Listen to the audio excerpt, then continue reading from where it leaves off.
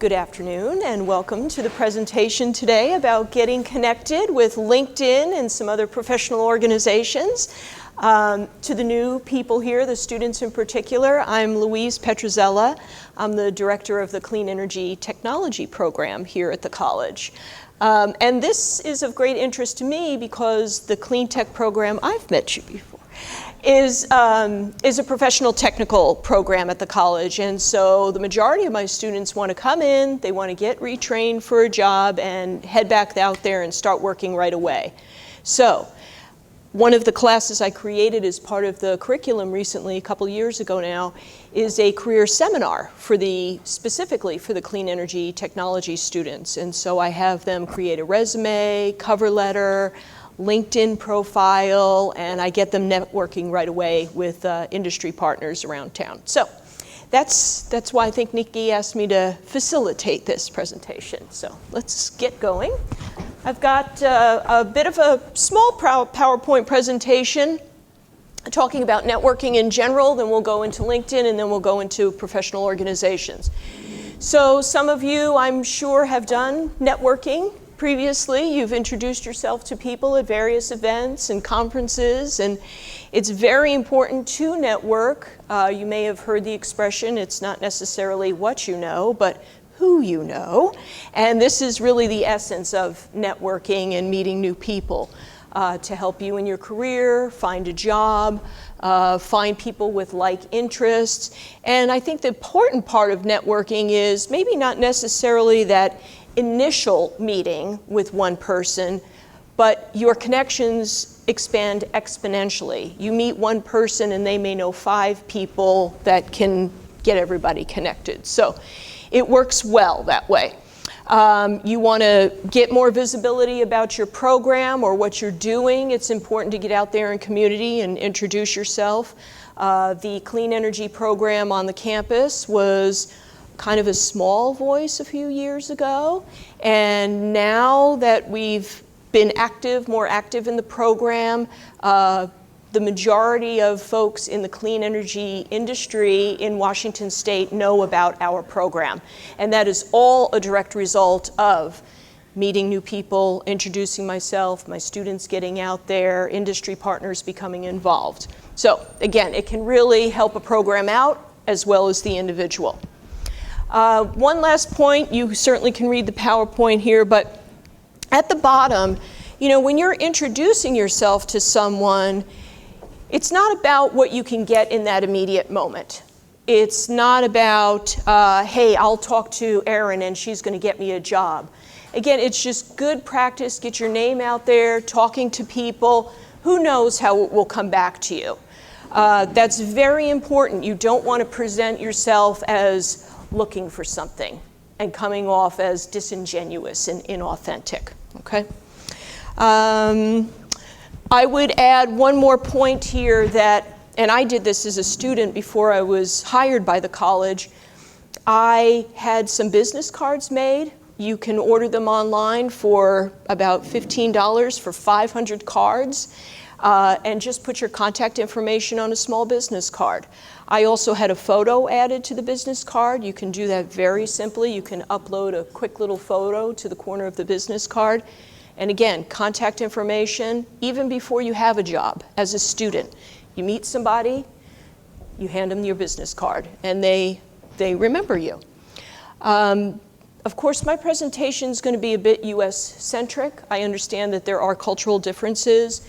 But in the United States, very important, firm handshake, eye contact, speak up when talking to someone, and that will help your networking. Okay, I'm going to move right to a quick little video here that I've got loaded. Okay, great.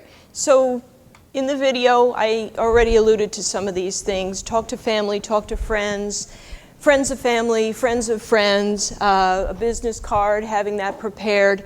Let's do a little bit of an exercise. Why don't you introduce yourself to someone in this room that you don't know? Tell them what you're studying, tell them what you do for work. I'll give you just 2 minutes to go ahead and do that. I'm going to go right back here myself in the back. Hi, how are you? I'm Louise. I'm Mariko Kakiyuchi. Yes, hi Mariko. I've heard your name. What department do you? I work for the Career Education Options Program. Oh, fantastic. Building right over there. Sure. Where we work with students who did not finish high school. So Oh, it's a really fantastic. great program. Great, great. Well, I have plenty of room in my clean energy program if the students are interested there. We always try to tell them about programs like that. Good, So, good, great. great hands-on skills. I think that's really important. Yeah, And very appealing to a lot of students. definitely. Yeah. Good, okay, it was nice to meet you. I'm Likewise, sure we'll work likewise. together in the I future. would think so. Yeah, Yes. great. Oh, I know you, Yeah, Leanne. I know. Hi, how are you? I'm Louise. I'm Zan. Oh, it's nice to meet you. Do you work at the college or are you a student? Actually, I'm a student. Okay, I'm a fantastic. student. It's Uh-huh. my last quarter. Oh, good. I'm What in the business program. business? Studying sports and event marketing. Ah, very good. Have you had Professor Kellum yet for any courses? She was my DECA advisor. Ah, good. And you had a recent event, I think, with DECA, didn't you?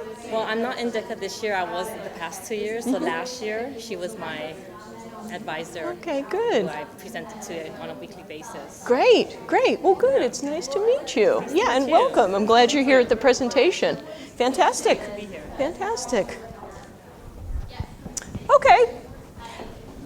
Did everybody have a chance to meet somebody new, I hope? Great.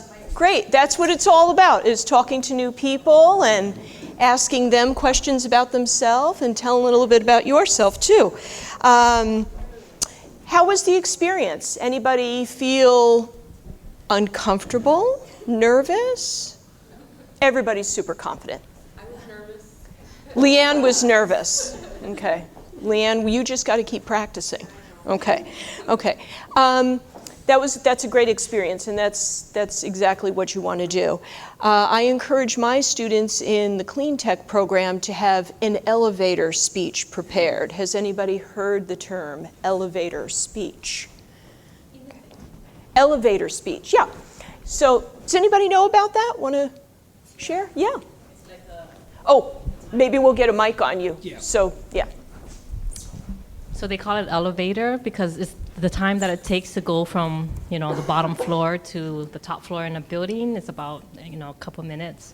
And so that amount of time is you use that time to talk about yourself, to just say what you do, introduce yourself. Right.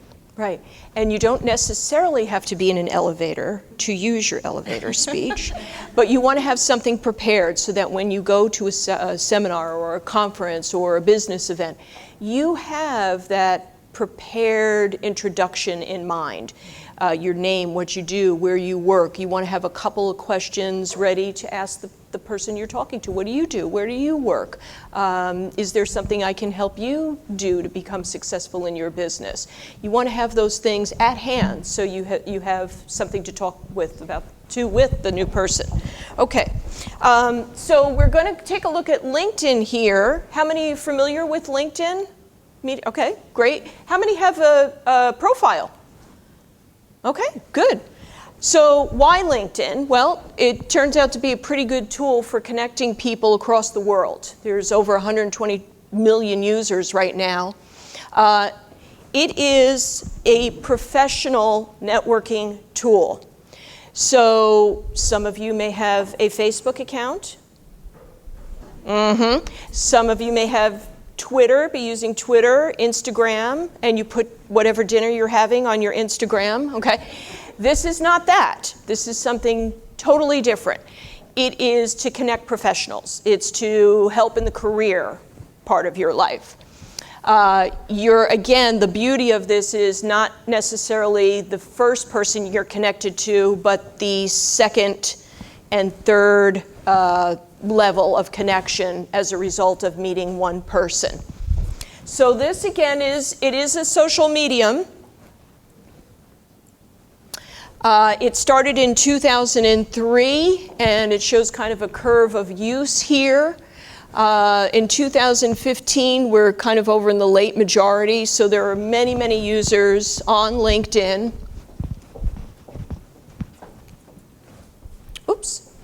what I want to do now is go ahead and pull up the LinkedIn site here.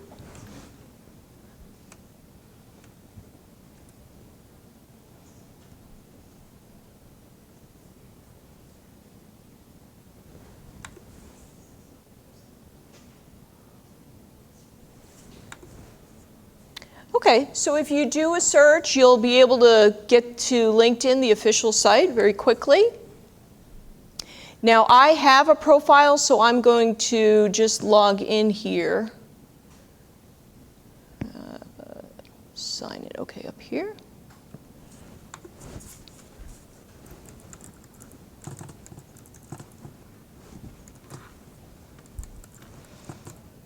I think I was the first Hotmail user, so.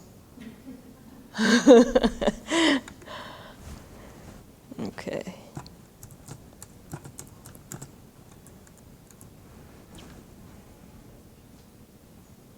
So this is, again, I have a profile already, which we'll look at. But it's fairly intuitive. You'll create another password, another username connected to a particular email, and you will be in LinkedIn. Let me show you some of the areas here. So there's me. This is like the feed in Facebook when you start to see what everybody's doing on Facebook. This is the same here for the LinkedIn. So you will see, so there's my friend Myra, and she's in the industry, and I will see anything that she's updated. I will get announcements about industry-specific events. This is the kind of thing that will show up in your feed. There is a lot of information here. I just want to start showing you the basics. So let's take a look at my profile. Oh, there she is. I want you to notice I have an all-star profile strength. So I've been working at this for a while, people. Okay. Again, when you fill in, all of this can be edited. Your position, if you're a student, that's totally appropriate. You can certainly put in what you're studying, be it transfer, or if you're in a professional technical program. This is currently where I work and what I do. It'll highlight some previous, my education. Now, how do I scroll down here? Let's see. Oh, there we go, easy. You will see within LinkedIn, there are different boxes that you can add a language if you speak another language. You can list your volunteer opportunities, and you'll just go in by clicking on it, and it will give you that opportunity. Summary is just a little bit about, let's see if this connection works here, just in general what you do, underscoring your experience. It is very important to create this summary because it gives somebody on the profile, when they visit your profile, they immediately can read this summary and very quickly see some basis for your experience. So there's a way to do the summary. And just like a resume, let me see if I can get up here. You will list your work experience, dates. If you're a student, again, you'll be putting your school experience in.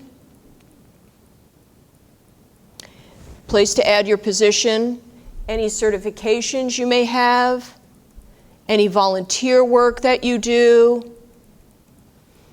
There's a little opportunity here to list things that you really care about or that you're involved in outside maybe of your schooling.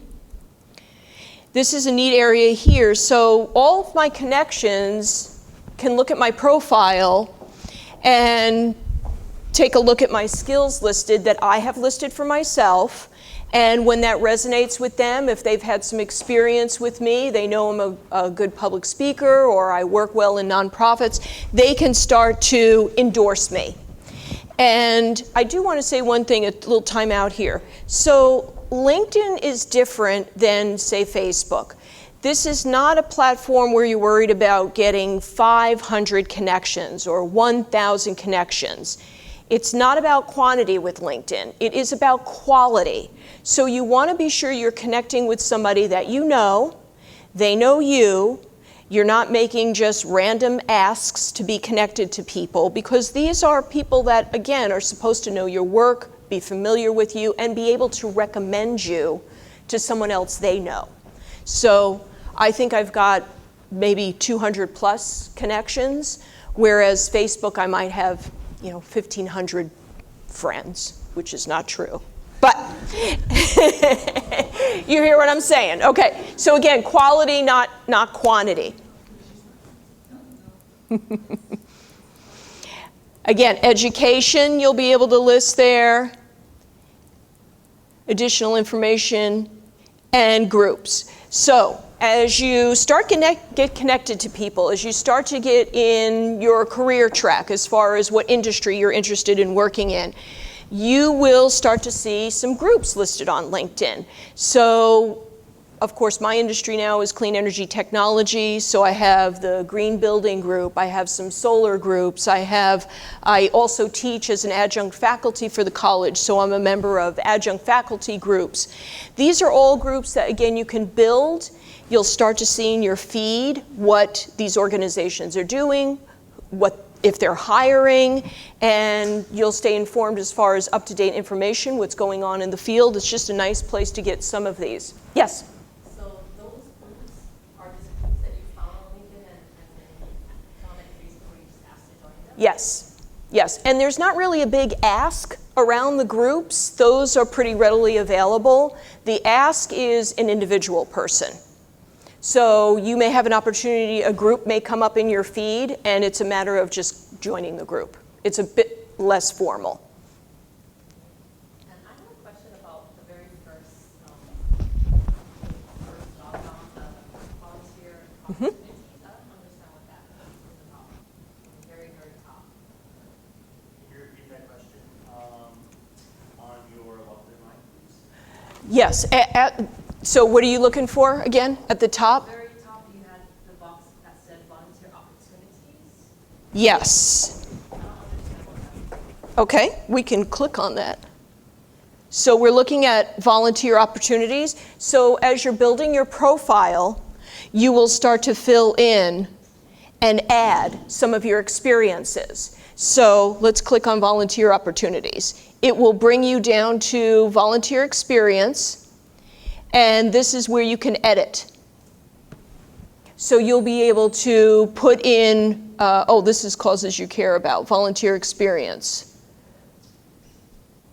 How is it two different? How is that, this box that you're on now, different from the one on the front? This, if you go into causes you care about, I'm trying to see where you click on it. Okay, so here you have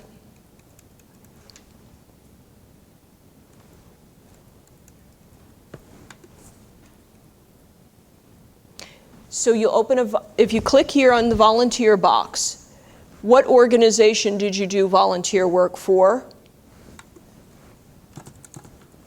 Solar, LLC.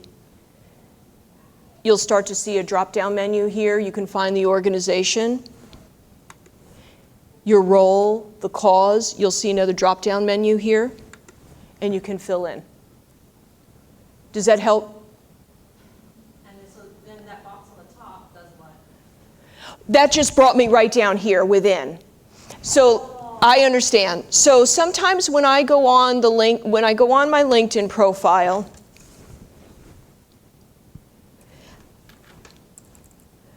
sometimes it will say add a section to your profile, and here today it says language.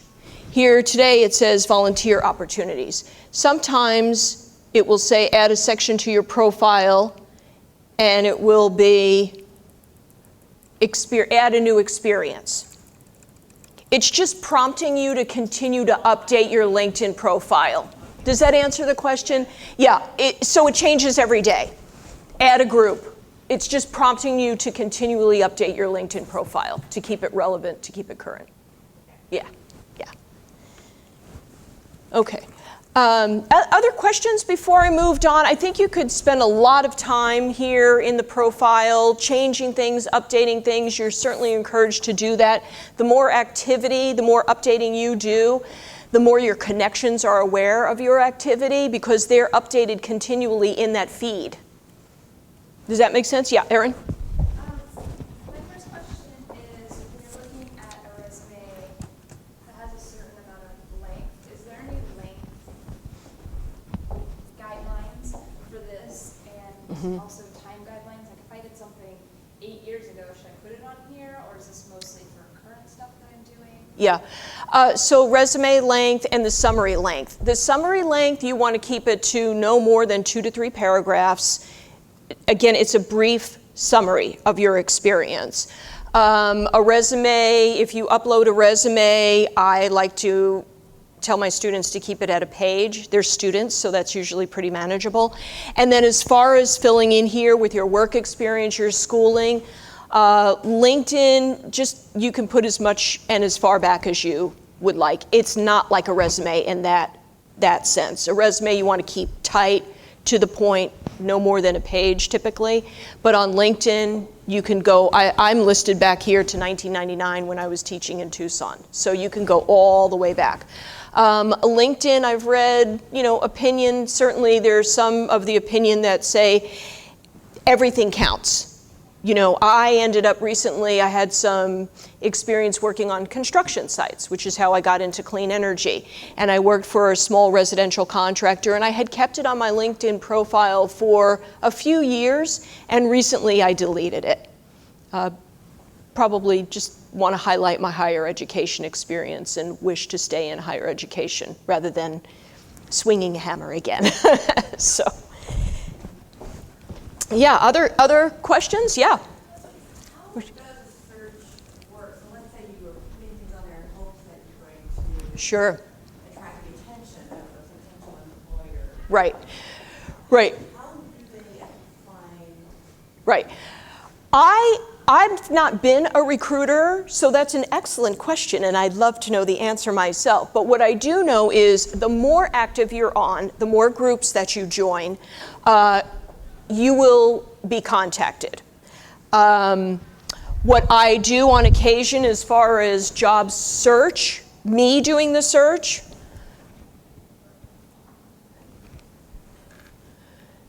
there's a little tab here. So the groups I've been involved with, there's definitely some data collection and data mining going on here. So there are, hundreds of thousands of companies and corporations that do peruse LinkedIn for potential employees.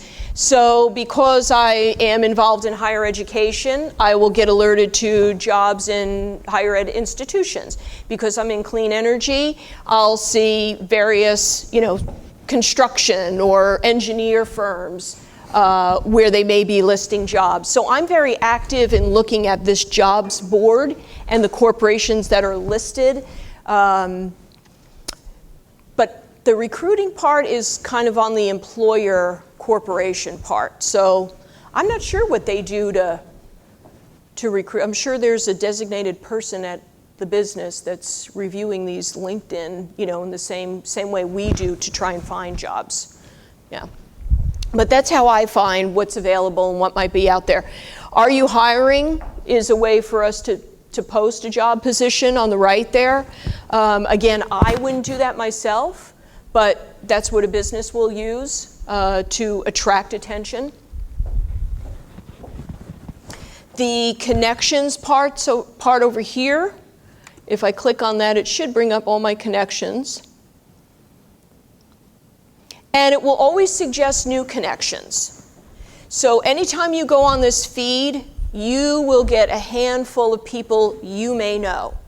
Now, I want to caution you again. Although Alicia has come up, I happen to know she's an advisor, an employee here at Shoreline Community College. I don't know her personally, so I wouldn't click to try and connect with her unless I've met her previously. You're going to get these kinds of introductions all the time. And again, I would just caution you with LinkedIn, rather than continually trying to connect with people, make some kind of connection in person first. Oftentimes, if I'm at an event or a conference, I will meet somebody, I will get their business card, I will chat with them, and then when I'm home, I'll check my LinkedIn to see if they're on LinkedIn and make a request to be a connection that way. Okay.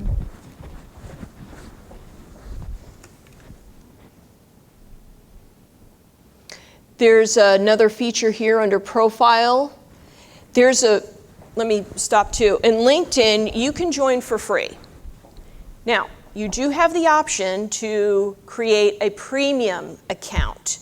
And I haven't done that in a number of years myself. I don't remember how much it is a year, but there's some sort of fee, which exposes you even more. You can see a little bit more about who's looking at your profile. That's really the only benefit I've noticed, is that you can see. I get a lot of people looking at my profile anonymously. I'm not sure why people would do that, but they do. If I had paid for the premium membership, I could see who's looking at me, and they're not anonymous anymore. But this is a nice little thing you can keep track of too. It will show your activity, your highs and lows. After a conference, typically, or some event, the profile views increase for me. Looks like it's gone down a little bit. I haven't been too active. It will give you some information about who's looking at you, from where, what business. And that's nice. Then you can kind of see who maybe is reaching out, and that gives you an opportunity, or an opportunity again to reach back out to them. There's Nate. He's one of my clean tech students. Dan works in the industry. Ruth works at Walla Walla, and there's Professor Kellum too. So you can see who's kind of looking at your profile, and you can reach back to them too. More questions? Trying to cover a lot in a little bit of time. Goodness.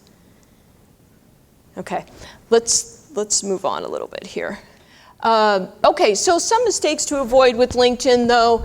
There is that connection again, where you want to ask somebody to be your connection. When you do that, it will give you a button to push that says connect. A message will pop up. Hi, so-and-so, I'd like to add you to my LinkedIn connections. Thank you, Louise Petruzzella. Anybody want to guess why that might be a mistake? I'll tell you. It is very impersonal. So when you want to connect with somebody, you want to make a personal invitation. Hi, Dr. Roberts. I really enjoyed meeting you at the American Association for Community Colleges event in Washington, D.C. I'd like to add you as a LinkedIn connection. Respectfully, Louise Petruzzella. You want to remind them where you met them. You want to make something personal about the attempt to connect, rather than just, hi, I'd like to connect with you. Okay, so make it personal. Make sure that you're putting something in the summary. Again, it's a quick look at your background, your experience for people that are viewing your profile. Erin, this was to your question. You don't want to eliminate all that past experience, volunteer work you've done, education. You want to put that all, as much information as you can, on the LinkedIn. The status was another tab where, and this is again like Facebook or another social medium, you can update your status. You can add something new that you did.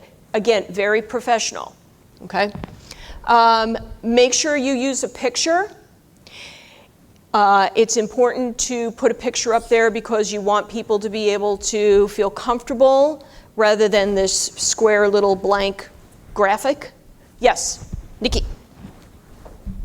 Louise, can I use the same picture I use on my Facebook profile? Well, let's look at that. Okay. Hey, now there is a fantastic Facebook picture. That's me and Dolphy. No, you do not want to use this picture on your LinkedIn profile. As fabulous as it is, this is for Facebook or Twitter or Instagram or Snapchat, but it is not proper for your LinkedIn profile. That is what you want to use for your LinkedIn profile, although probably your own picture, not me. Right, Nikki, no inappropriate photos. Headshot is fine. There's not a lot of room. Certainly you want to dress up, dress for success. Also, when you're out and about, always dressing properly. Again, the importance of the picture, and some people hesitate. It's not comfortable sometimes putting our picture out there, I understand. But it's about people feeling comfortable with you and recognizing you. It serves purpose.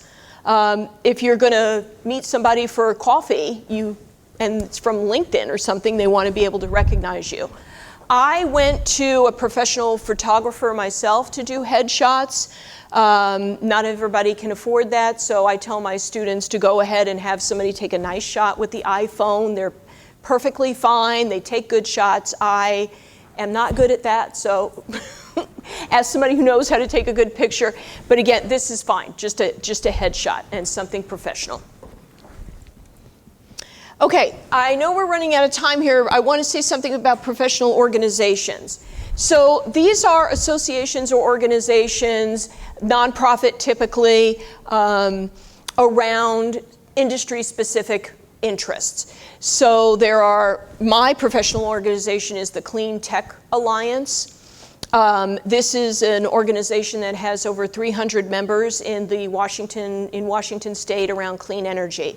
It includes Alaska Airlines. They're great, working on a lot of sustainability initiatives in their corporation.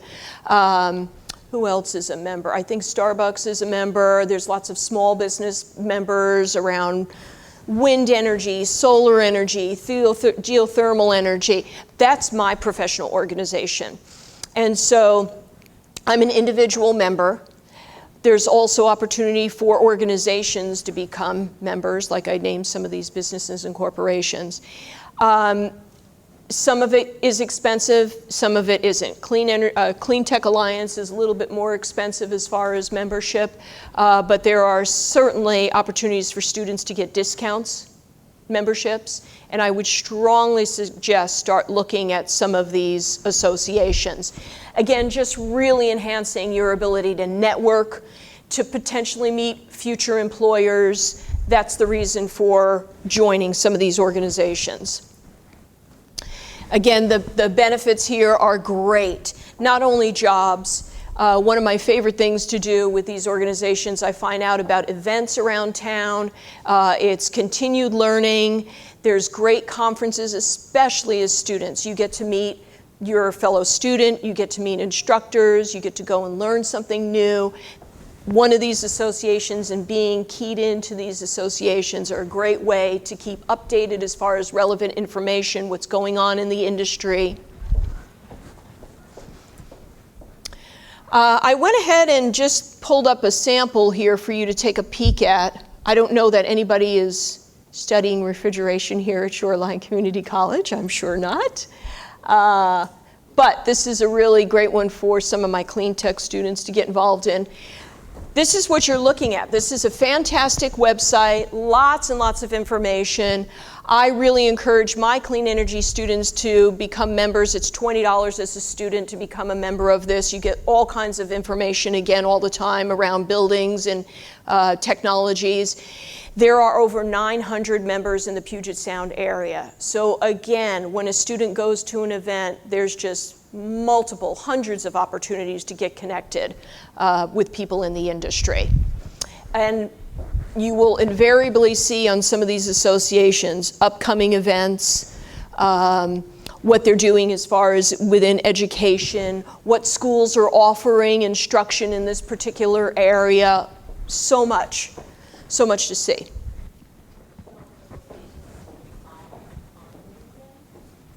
Through LinkedIn, but also, and that's a great question, so you can find these professional associations through your LinkedIn profile, Or, and this was going to be an exercise if we had time, you can use your Google strength and just type in Professional Mathematics Association, and invariably you'll get a number of associations that come up, and that's how you can do your search that way too.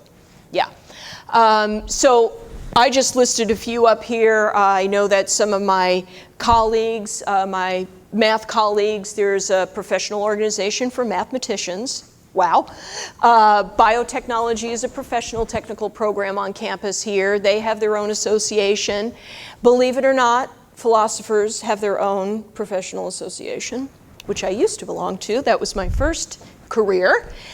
Business majors, higher ed professionals, I belong to some of those groups too. So anything you're interested in, there is a professional organization, and the benefits, again, are many. What are you studying? I forget. You told me. I know you're studying your English here. Engineering. Oh, yes. There is a Young Engineers Professional Association. You can get a student membership price to join. There's events all over Seattle that I know of. It's just so available. And again, these associations are so happy to give students discounts, get students involved, and really start to connect you to future employers. Definitely, definitely.